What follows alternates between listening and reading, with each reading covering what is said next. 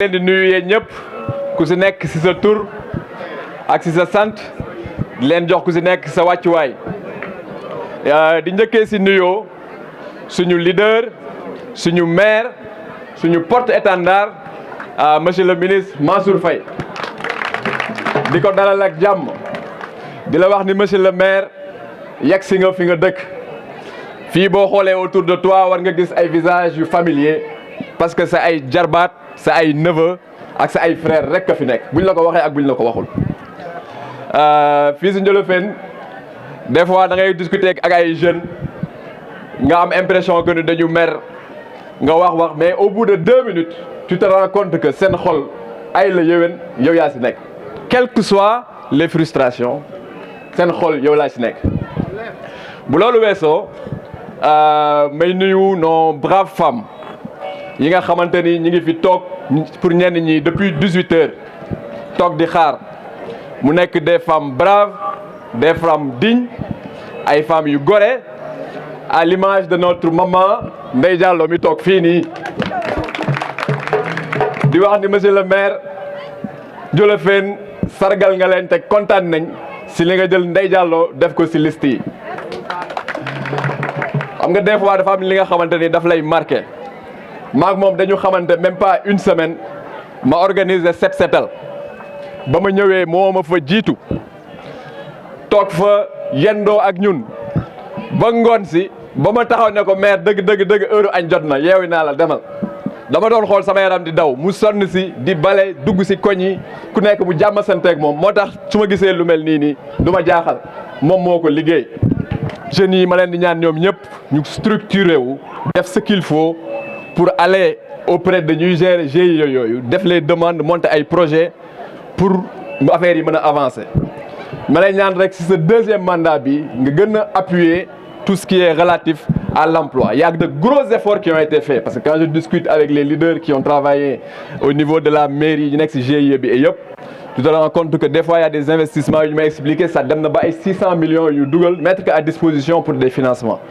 loolu noonu ñu lay ñaan boo ko mënee yokk te nga xamante ni waa Gorée dinañ si gën a mën a gis seen bopp incha allah fu may terminer nag mooy waa Gorée ak waa Ndiolofène ak waa Saint-Louis de manière globale dafa am benn message bu ma leen mënoon la bëggoon lancer mooy que ni am na ay yenn dëkk boo demee si Fouta dañ naan fii nii titre foncier la titre foncier APR titre foncier Macky Sall wala titre foncier leader local bu fa nekk dañu war a xam ni ñun fii si Ndiolofène lu ñu am à travers Mansour Faye c'est difficilement lañ koy amaat dans le futur donc avant tout ce qu'il faut faire c'est que élection yii nii di ñëw ñu fexe am lu ñu naan un score soviétique man dama koy répéter fu mu toll wutuñu 80% wutuñu 85 nit boo ko jekkoo da nga koy dóor ba mu xalanku 90% jëm kaw la ñu bëgg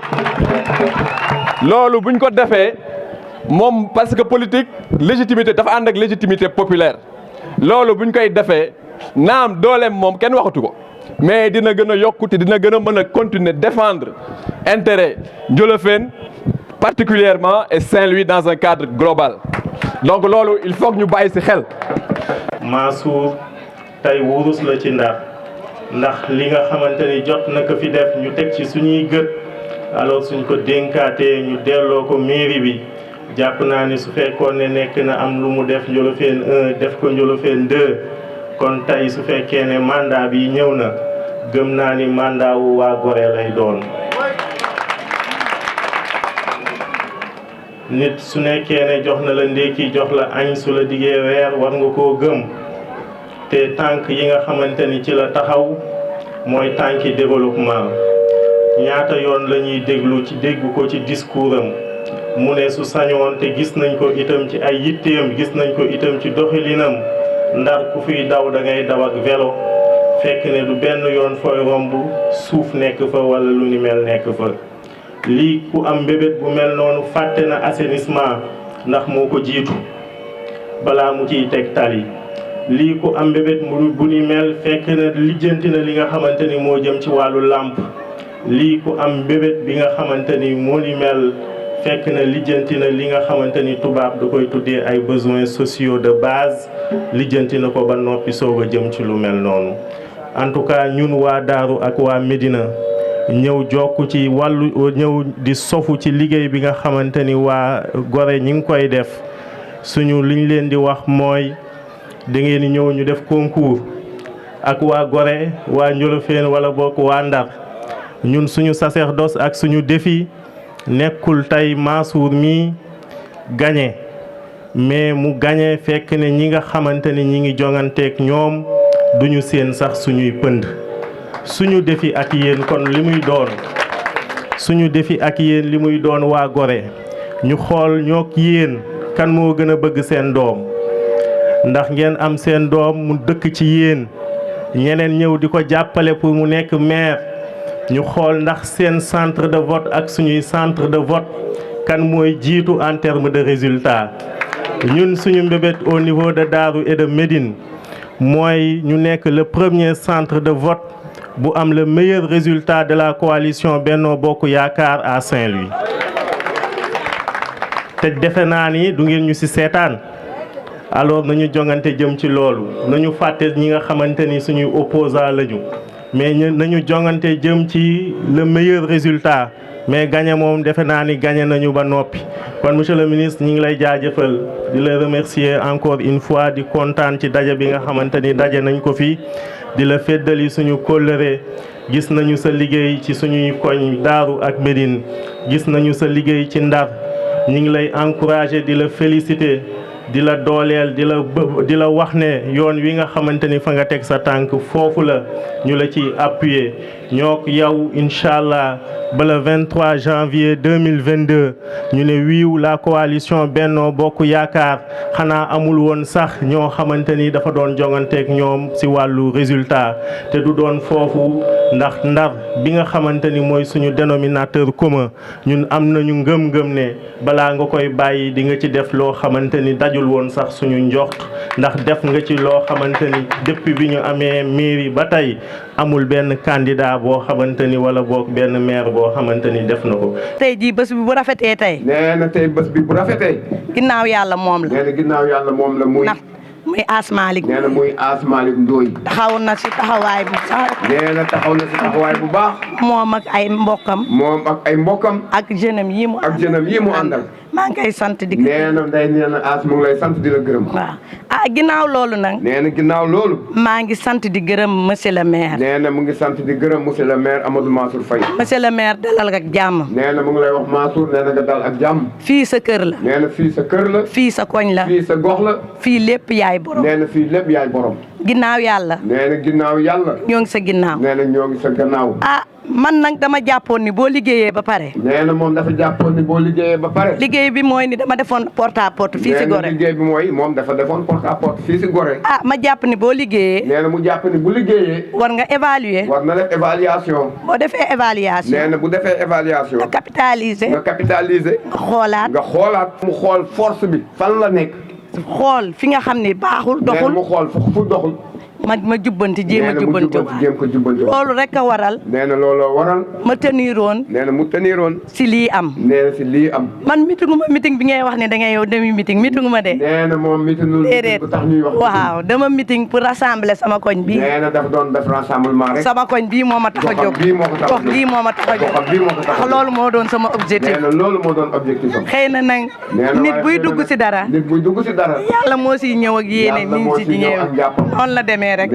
dëgg yàlla man lii ba may am intention. nee na ba muy am intention. du jaw mais seede na ma. nee na du jaw seede na ma du woon lii. nee na du woon yàlla nag moo tudd lii. nee na yàlla moo ko jàppale ci lii. waaw lii am. waaw ginnaaw loolu nag. nee na ginnaaw loolu. Njolofeen bii. nee na Njolofeen gii. Ndar sax laay wax. nee na Ndar sax lay wax. rawatina Njolofeen. rawatina Gorée bii. nee na rawatina Gorée bii. mënuñu am ku gën monsieur le maire. nee na mënuñu am ku gën monsieur le maire Mansour Faye. nañu gëm ni fii. nee na nañu gëm fii. Gorée bii. Gorée bii. Mansour moo fi nekk. Mansour Faye moo fi nekk. moom la fi yàlla teg. moom la fi yàlla teg. moom moo ni daf ñuy jàppale. nee na moom moo ni daf ñuy jàppale. ke jàppale boobu gëm naa te nee na jàppale boobu gëm na ko. en 2014. nee na en 2014. bañ ko falee maire. ban la falee maire. def ni woon Ndar dina set wecc. nee na def ni woon Ndar dana set wecc. te pourtant siège boobu boo ko xoolee. nee na te boo gisee siège boobu. Ndar set na wecc. Ndar set na wecc. ah mu ne éclairage bi. nee na mu ni woon éclairage dana am. macha allah yàlla def na. nee na macha allah indi nga ko. indi na ko ba fii. nee na ba fii. lampadaire yi yëpp leer na macha allah. lampadaire yëpp a leer macha allah. macha allah ñoo lay sant di la gërëm. nee na Ndeye nee na mu ngi lay sant di la gërëm. pour wax say réalisation nag. nee na pour wax say réalisation. du ma ci rus. du ci rus. déedéet. nee na déedéet. ndax Njolofeen laa dëkk. ndax nee na Njolofeen yàlla dimbale na samay at xaw na sore tuuti. nee na yàlla dimbale na atam sore na tuuti. fekkee naa kiiw régime Ousmane Masseck Ndiaye. nee na fekk na régime Ousmane Masseck Ndiaye. fekk fi bu Bamba Dieye. nee na fekk fi bu Bamba Dieye. fekk sa bos yàlla dimbale nee na fekk fi sa bos ñëw Amadou sant yàlla ñun de li nga jot a réaliser fii Njolofeen. nee na li nga jot a def fii. Njolofeen ci Njolofeen. kenn gisu ko. kenn gisu ko woon. waxal yàlla rek a nee na ku waxal yàlla moo su fi am. boo xoolee tali yi. nee na boo xoolee tali nga jël avenue grand des grands hommes. boo ko xoolee nu mu ko aligné yóbbu ko dig. aligné yóbbu ko ba dig ba. nga xool rii Thierno Ousmane si. nga xool rii Thierno Ousmane si. même chose. même chose. nga tourné si dig bi nga jàll si dig bi. nee na nga yëg ci dig bi. nga gis terrain xale yi. xanaa kii bàyyi na xel xale yi. bàyyi na xel xale yi. ah monsieur le maire Mansour ñoo ngi lay gërëm di la sant. nee na Mansour Faye nee na ñu ngi lay gërëm di la sant. ku wax ke waxu la gërëmu la. nee na ku wax te gërëmu la. ah dafa tooñ. tooñ na. déedéet tooñ na parce que lu ni fàng kenn du ko ji. nee na lu ni fàng nag kenn du. ah sama frère sama doom. nee na frère am doomam. Ousmane Diallo. Ousmane Diallo. def ñu lancé défi. nee na def ñu lancé défi. waaw défi boobu nag laa dul nangu. nee na défi boobu nag nee na du ko nangu. du ma ko nangu tey fii Njolofeen. nee na du ko nangu fii si Njolofeen. Pape Doudou wax na ko. nee na Pape Doudou wax na ko. ay man mii taxaw naa waxaat ko. moom it nee na taxaw na ci bañ loolu. bañ lool du ma ko nangu. nee na du ko nangu te ñii duñ ko nangu duñ ko bañ duñ ko nangu. duñ ko nangu waaw duñu nangu lool. waaw nee na duñ ko nangu. Jaw nee na Mansour suñu Mansour la dañ la si xajal. dañ leen si xajal. Mansour seen Mansour la. dañ leen si xajal waaw nañu nangu lool rek. nee na nga nangu lool. nañu nangu lool bala 23 bala waa incha allah kontaan naa trop. Ndeye Diallo nag nee na bëgg na si yéen lool. waaye mënu ma tëj. nee na mënul tëj. bañ a sant. bañ a sant. bañ a gërëm. bañ a gërëm. sama grand frère. nee na grand frère muy Abou Diallo. waaw.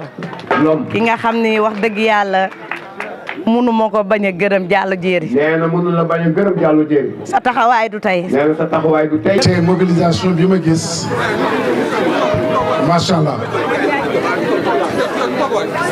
di féliciter suñu rakk suñu sœur Ndeye Diallo ci li nga xam ne réussir na ko. c'est vrai doon nañ tenir ay meeting Gorée waaye du gox bi yëpp ci kaw la woon ak ci bunt bi waaye mi réussir le pari de la mobilisation le pari de la sensibilisation ànd ak ci ay càmminam El Hadji Malick rakkam la su ma tuddee ñoom Pape Demba Sissoko ay rakkam lañu su ma tuddee ñoom Vi Ali ay rakkam lañu su may continuer damay juum parce que jël kàddu acteur nga wala actrice nga ci liggéey bi nga def surtout jeunes yi fi jël kàddu suñuy doom lañu may rafetlu message yi nga xam ne ñoo fi génn. continuer ci loolu damay nuyu aussi responsable yu fi jël kàddu Ousmane Diallo jóge Daaru soo nee Njolofeen aussi da nga wax Daaru mbir na mel daal benn la parce que suñuy rayon d'action bañ nekkee xale da doon yegg ba Medina Mar Yàlla mu ñëw taxaw fii wax joo xam ne nag day interpeller waa Njolofeen interpellé centre de vote bu nekk Daaru Medina Mar Yàlla naan la Njaay la ak Sazuman bul fàtte boobu am na Ousmane bul fàtte Sazuman foofu la bokk fii ñaari centre la Makodou Ndiaye ak Cité Niakh donc duñ ko fàtte défi boobu nag man xippi naa samay bët toog di seetaan te yaakaar naa ni lu may ñaan moo ñu nekk ay premier ex aequo ci biir Ndar benn centre bu mu ñu raw loolu dana nekk défi boo xam ne gëm naa ni boo jëlee waa Gorée jël Djolofen Nord Djolofen Sud Cité Niakh daañu relever le défi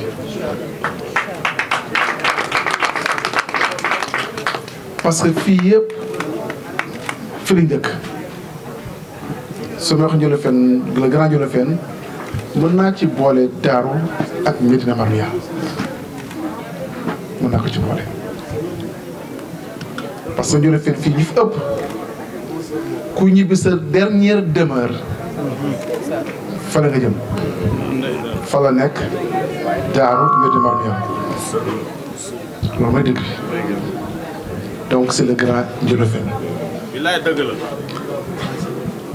xam naa ni suñu mbokk yi fi dëkk am nañu conscience que ni fee ñi jëm ci élection yi seen élection la xam nañ ko. xam naa ni aussi mën nañu gis ay frustration ci jeunesse bi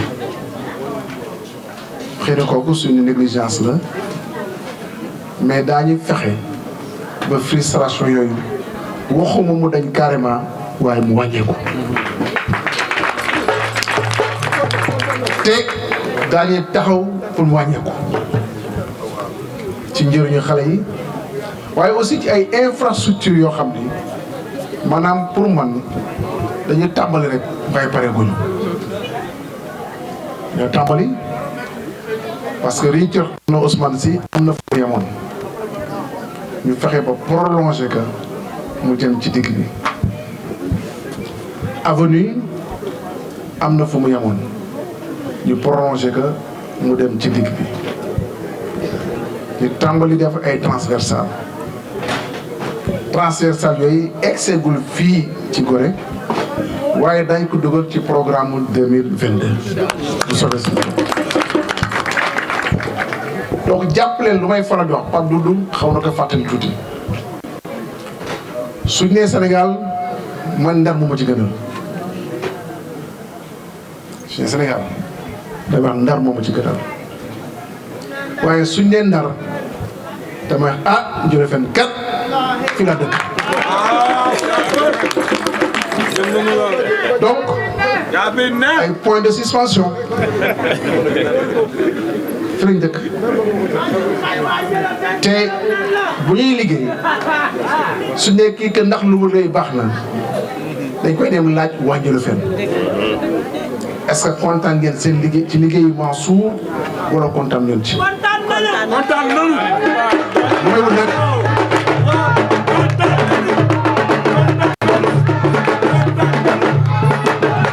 donc sama objectif.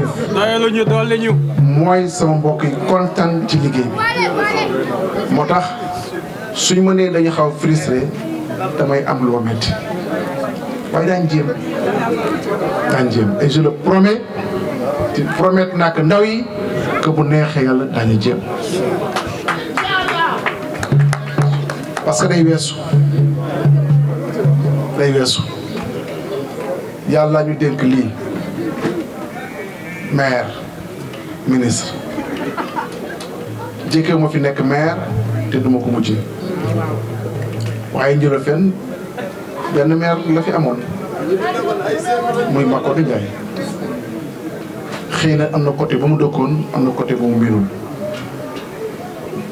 yàlla def nekk fi maire depuis 2014 Ndar yëpp les 33 quartiers de Saint-Louis maire bi Djolofen la dëkk loolu nag yaakaar naa ni ñun waa Djolofen dañu war a fexe ba téye loolu. Première fois ci histoire u Saint-Louis première dame dëkk Ndar. waaw madame Abdou Diouf sénégalaise la nañuy fexe loolu ñu koy continuer di ko tiitaroo sag la am na ñoo xam ni bëggoon nañu ñu ni seen première dame kat ñoo bokk koñ ñu koy tiitaru parce que àdduna moo demee noonu boo xamee nit ki suñu borom tekk ci yenn position da nga koy tiitaru même boo ko contré sax da nga koy tiitaru noonu la tëddee donc ñun nañu tiitaroo loolu tiitaroo bi nag mooy suñu demee ci joŋante bu ñu kenn joxañ fa la dëgg ma nekk mu neex la mu naqadi la kenn waru la joxañ te loolu nag ñun waa Njolofène ñoo war a am taxawaay boobu de loo tax ba ñu ñëwee ba investir Ndeye Diallo fii ci Gorée dafa am lu baax luñ ci séntu dañ ko investir nag ci conseil Lom Diallo Lom moo ma ko conseillé pour ñu dugal ko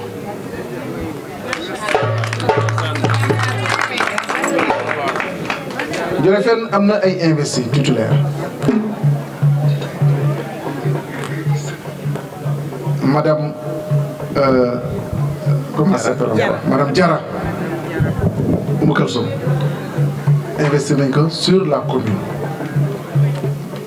Lamine Ndiaye investir nañ ko ci commune bi man maa jiite la tête de liste au niveau de la commune moom mii yóbbu ko ci département bi parce que département bi dafa nekk lu am solo dafa am wàll ci liggéey nga xam ni département moo ko yore et ku jiite liste département proportionnel muy docteur Ndoye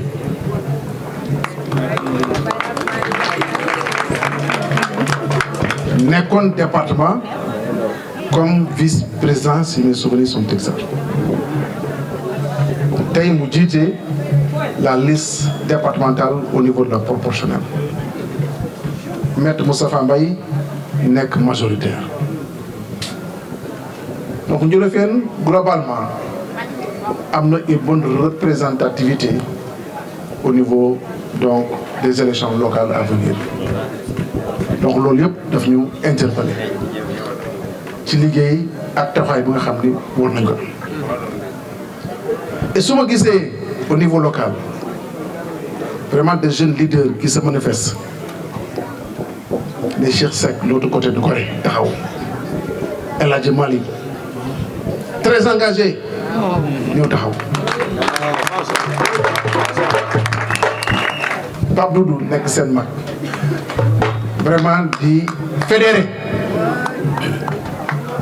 gis maintenant la jeunesse toute association confondue ku ci nekk di jóg loolu dafay dalal xel et dama bëgg ñu gën a ànd di liggéey dans une concertation vraiment globale parce que loolu suñu njëriñ la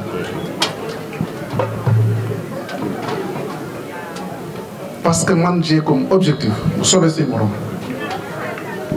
non seulement Ndar mu gën a développer parce que Ndar dafa war a développer je veux que ñu placer Saint-Louis je peux pas dire que dañ ko placer ci kanamu Dakar waaye Dakar du ko bàyyi ginnaaw parce que Ndar moo nekkoon première capitale du Sénégal lu Dakar am mën nañu am lu ko gën loolu mooy sama objectif en termes d'infrastructure en termes de développement en termes de rayonnement parce que Ndar dafa am histoire te histoire boobu dañu war fi ñu toll rek di porter le flambeau haut pour Saint-Louis et pour cela il faut que Ndar am ay infrastructure il faut que Ndar am ay jumtuwaay nga xam ni les jeunes daañu liggéey les femmes daañu liggéey les femmes daañu encouragé